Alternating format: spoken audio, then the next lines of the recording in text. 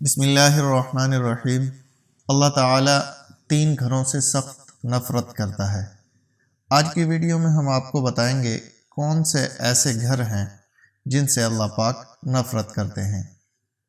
اس بارے میں حضرت علی رضی اللہ تعالی عنہ کا فرمان جاننے کے لیے اس ویڈیو کو آخر تک ضرور دیکھیے گا۔ حضرت سیدنا علی رضی اللہ تعالی عنہ نے فرمایا، اللہ تعالیٰ 3 گھروں سے نفرت کرتا ہے۔ نفرت کی نگاہ سے دیکھتا ہے، غضب کی نگاہ سے دیکھتا ہے۔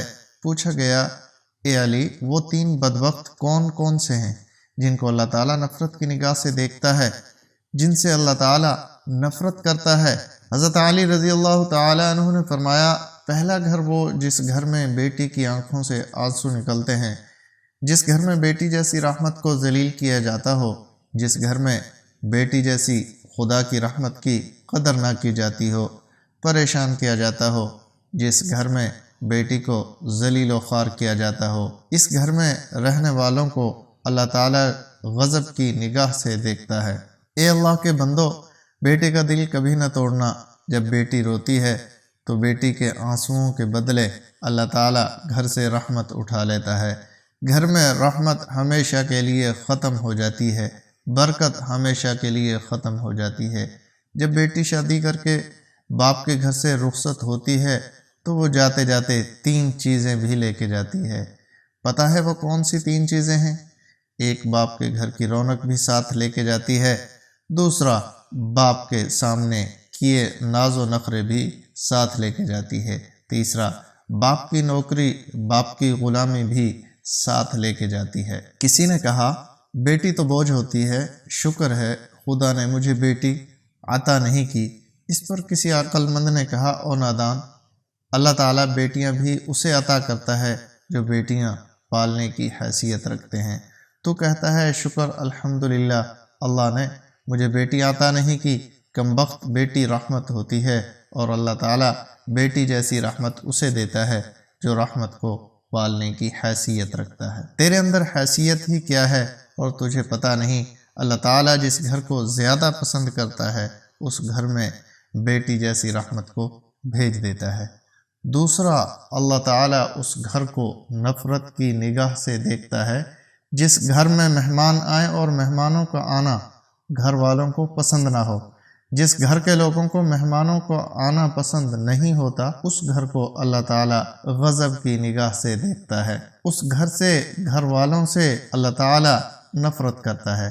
حضرت سیدنا علی رضی اللہ تعالی عنہ نے فرمایا، اے لوگو، 3 رحمتیں ایسی ہیں جو انسان قبول نہیں کرتا۔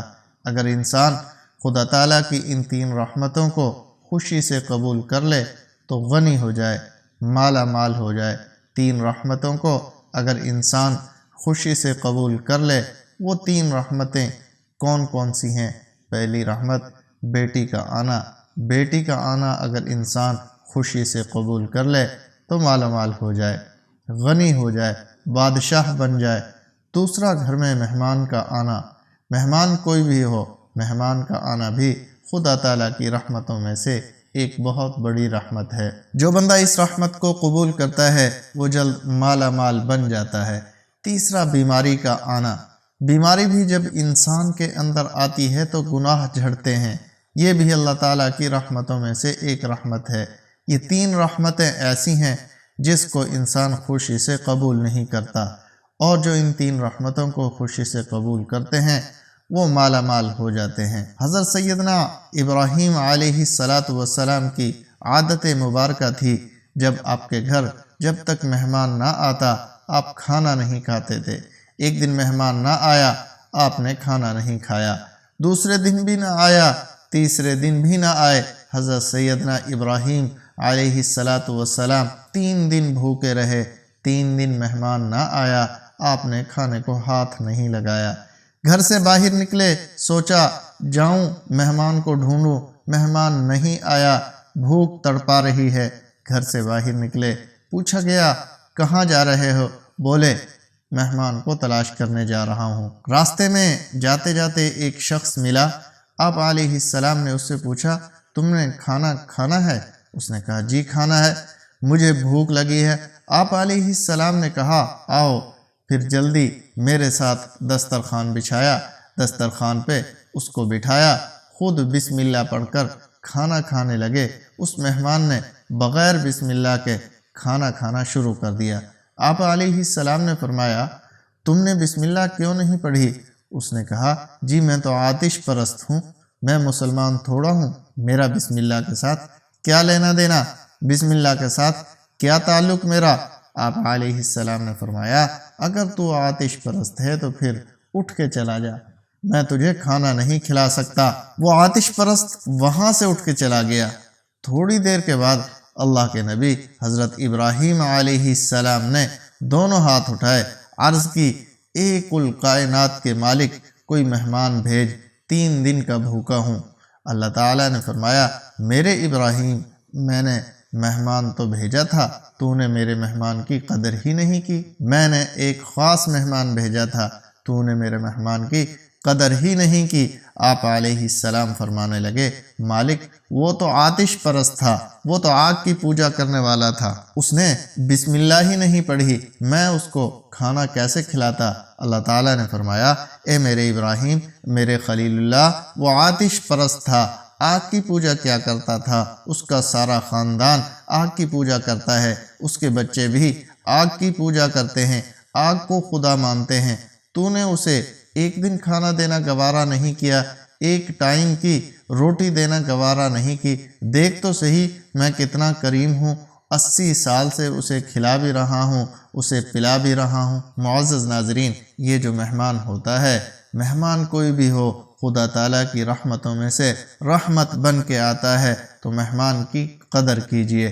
تیسرا گھر اللہ تعالیٰ جس گھر سے نفرت کرتا ہے، یہ گھر وہ ہے جس گھر میں اولاد کے جوان ہوتے ہوئے بھی بوڑھے والدین پریشان ہو جاتے ہیں، بوڑھے والدین کو دکھ ملتے ہوں، درد ملتے ہوں، طرح طرح کی تکلیفوں میں مبتلا ہوں، جو ان کی اولاد کے ہوتے ہوئے بھی بوڑھے والدین پریشان رہتے ہوں۔ ان گھر والوں کو بھی اللہ تعالیٰ نفرت کی نگاہ سے دیکھتا ہے، اللہ تعالیٰ ایسے گھر سے نفرت کرتا ہے۔ تو یہ 3 گھر ایسے ہیں جن کو اللہ تعالیٰ غضب کی نگاہ سے دیکھتا ہے۔ گھر میں مہمان آ جائے، ان کی مہمان نوازی کرو، کیونکہ مہمان اللہ تعالیٰ کی رحمتوں میں سے ایک رحمت ہے۔ گھر میں بیٹی آ جائے، بیٹی پیدا ہو جائے تو خوشیاں منایا کرو، بیٹی بھی اللہ تعالیٰ کی رحمتوں میں سے ایک رحمت ہے۔ بیٹی باپ کو امیر بنانے کے لیے آتی ہے۔